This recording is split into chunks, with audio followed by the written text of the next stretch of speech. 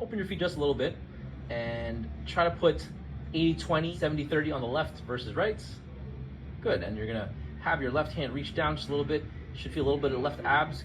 Then you're going to try to think of having a piece of gum on your left side. So you have your left foot, left abs, left teeth together. You're going to rotate your head to the left. Yep, there you go. And then right ear, right shoulder. Yeah, perfect. And then eyes look at the camera or past it and breathe.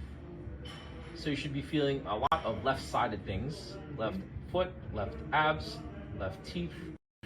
And then, while you're holding on to these things, you're going to shift your body weight to the right. So now you have 70-30 on the right side, but still feel your left abs. You're gonna rotate your head the other direction, so look in that direction. And then left ear, left shoulder. Inhale, exhale, and eyes straight-ish. Good. And then after a couple breaths, you're gonna shift the other direction again. Let's do one more to the other side. Good, good, great.